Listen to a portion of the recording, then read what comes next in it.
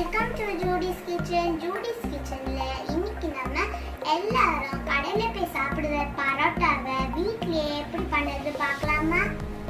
இது வரைக்கும் எங்க சேனலை சப்ஸ்கிரைப் பண்ணாதவங்க சப்ஸ்கிரைப் பண்ணுங்க. அப்படியே பக்கத்துல இருக்க பெல் பட்டனையும் கிளிக் பண்ணுங்க.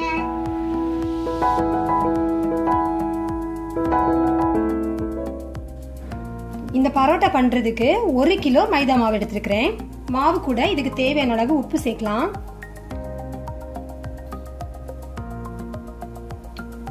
இது கூட ஒரு முட்டை சேர்க்கலாம். 1 டேபிள் ஸ்பூன் சர்க்கரை, 1/2 கப் அளவு பால் சேர்க்கிறேன். இப்போ நம்ம ஃபர்ஸ்ட்ல தண்ணி எதுவுமே சேர்க்காம இந்த முட்டை பால் எல்லாம் சேர்த்து நல்லா இதை மிக்ஸ் பண்ணலாம். இப்போ நல்லா மிக்ஸ் பண்ணியாச்சு. இனி நம்ம இதுக்கு தேவையான அளவு தண்ணி கொஞ்சம் கொஞ்சமா சேர்த்து இந்த மாவை நல்லா பிசைஞ்சிடலாம்.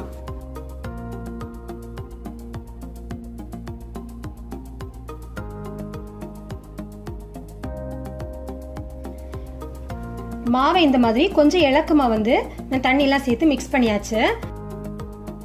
இப்போ நம்ம கிச்சன் மேடையில கொஞ்சமா எண்ணெய் சேர்த்து இந்த மாவை நல்ல சாஃப்டான பதத்துல வரது வரைக்கும் நல்லா பிசைஞ்சிடலாம். மாவு பிசைறப்ப கையில கொஞ்சம் ஒட்டுற மாதிரி இருந்துச்சுன்னா பக்கத்துல ஒரு சின்ன கப்ல கொஞ்சம் எண்ணெய் வச்சுக்கோங்க. எண்ணெயை கையில தொட்டு தொட்டு நல்லா சாஃப்டா இந்த மாதிரி பிசைஞ்சிடலாம். இந்த மாவு பிசைறப்போ நல்லா இந்த மாதிரி இழுத்து விட்டு மடிச்சு விட்டு நல்லா பிசைஞ்சுக்கோங்க. அப்பதான் நம்ம கடையில வாங்குற மாதிரி நல்ல ஒரு டெக்ஸ்டர் நம்மளுக்கு கிடைக்கும். இப்ப நம்மளோட மாவை இந்த மாதிரி நல்லா சாஃப்டா பிசைஞ்சு எடுத்தாச்சு. இப்ப இந்த மாவு பிசைஞ்சதுக்கு அப்புறம் கை பாருங்களேன் எவ்வளவு அந்த ஆயிலிஷா இருக்கு அப்படின்னு. அதே மாதிரி இருந்தா மட்டும்தான் உங்களுக்கு இதே மாதிரி நல்ல ஒரு சாஃப்டா மாவு பிசைய முடியும்.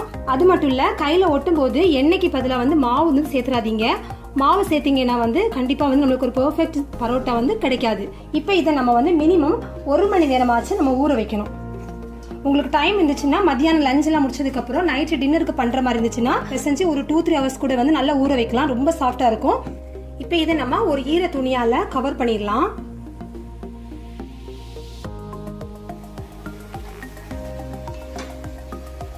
நான் இந்த மாவை ஒரு 2 மணி நேரம் இந்த மாதிரி நல்லா ஊற வச்சு எடுத்து வச்சிருக்கிறேன். இப்போ நம்ம எப்படி பரோட்டா தேய்க்கிறதுன்னு பார்க்கலாம். நம்ம கொஞ்சம் இலக்கமா பிசைஞ்சு வச்சிருக்கனால கொஞ்சம் கையில ஒட்டுற மாதிரி இருக்கும். நீங்க ஆயில் லைட்டா கையில தடவி இந்த மாதிரி எடுத்தாச்சுன்னா ஈஸியா வந்துடும். இந்த மாவை நல்லா ஒரு வாட்டி ஃபோல்ட் பண்ணி பிசைஞ்சு எடுத்துக்கோங்க.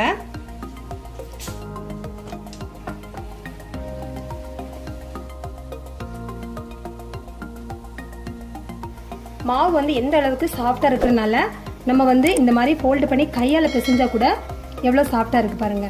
இதுதான் கரெக்டான ஒரு பதம். இப்போ நம்ம இதுல உருண்டை பிடிச்சிடலாம்.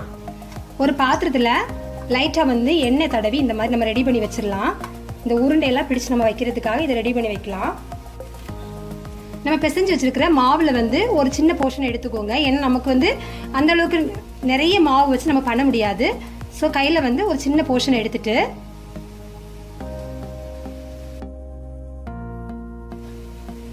இந்த மாதிரி உருண்டை பிடிச்சோம்னா எல்லா உருண்டைகளும் ஒரே மாதிரி கிடைக்கும். இதே மாதிரி மற்ற மாவு எல்லாத்தையுமே கொஞ்சம் கொஞ்சமா எடுத்து உருண்டைகள் பண்ணிடலாம். இப்ப நம்ம பிசைஞ்சு வச்ச மாவை இந்த மாதிரி உருண்டைகளா பண்ணி எடுத்தாச்சு. இந்த உருண்டை பண்ணி வச்சிருக்கோம்ல இது மேல லைட்டா எண்ணெய் பூசிக்கோங்க. பரோட்டா நீங்க டயட்ல இருந்து கண்டிப்பா பண்ண முடியாது. நமக்கு அந்த பெர்ஃபெக்டா ஹோட்டல்ல கிடைக்கிற மாதிரி நல்ல ஒரு சாஃப்டா நிறைய லேயர்ஸா கிடைக்கணும்னா நீங்க கொஞ்சம் எண்ணெய் தாராளமா இந்த மாதிரி போட்டாதான் இதே மாதிரி நல்லா பண்ண முடியும். லைட்டா மேல இந்த மாதிரி எண்ணெய் பூசி ஒரு 10 நிமிஷம் இந்த உருண்டைகள் நம்ம ஊற வச்சிடலாம். இப்ப நம்ம இந்த பரோட்டா தேய்க்கிறதுக்கு ஃபர்ஸ்ட்ல ஒரு கப்ல கொஞ்சம் பக்கத்துல எண்ணெய் வச்சுக்கோங்க. நம்ம பரோட்டா தேய்க்கிற இந்த கல்ல அந்த எண்ணெயை ஃபர்ஸ்ட் தடவிக்கலாம். இந்த பரோட்டாக்கு தேய்க்கிறப்போ நீங்க ஷேப் எல்லாம் பார்க்க வேண்டாம். எந்த அளவுக்கு நல்ல டிரான்ஸ்பரண்டா தேய்க்கணுமோ அந்த அளவுக்கு தேய்ச்சிக்கோங்க.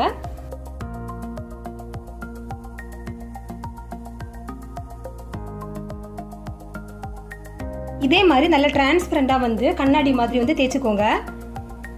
நம்ம இந்த மாதிரி தேய்ச்சி பண்றப்போ கடையில விசிறி அடிக்கிற அந்த பரோட்டா மாதிரி நல்ல ஒரு டெக்ஸ்டர்ல உங்களுக்கு கிடைக்கும்.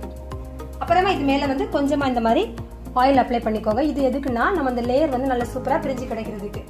இப்போ ஒரு ஓரத்துல இருந்து இந்த மாதிரி மெதுவா மடிப்பு மாதிரி இந்த மாதிரி எடுத்துக்கோங்க.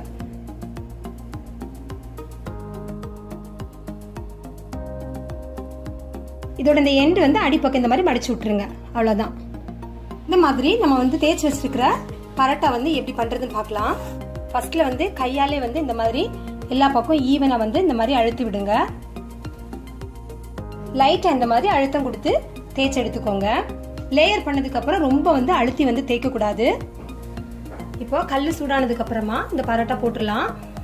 இதுல வந்து நம்ம சப்பாத்தி போடுறப்போ கல் வந்து நல்ல சூடா இருக்கணும். தீ வந்து நம்ம கூடுதலா வச்சுதான் வந்து சுட்டு எடுக்கணும்.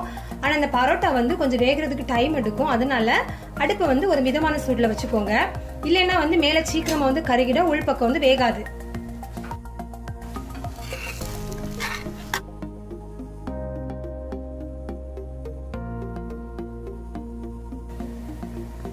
இந்த டைம்ல லைட்டா வந்து எண்ணெய் தேவைப்பட்டா கொஞ்சம் ஊத்திக்கோங்க.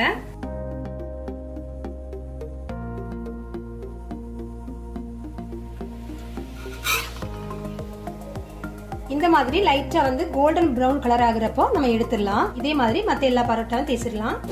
இப்போ நம்ம இந்த பரோட்டா நல்ல சூடா இருக்கிறப்போ நல்லா வந்து நம்ம எல்லா பக்கம் நல்லா அடிக்கணும். அப்பதான் இந்த லேயர் வந்து நம்மளுக்கு பிரிஞ்சு வரும். இப்போ நான் 4 பரோட்டா போட்டிருக்கேன். இதை ஃபர்ஸ்ட் வந்து நம்ம எப்படி அடிக்கிறது பார்க்கலாம்.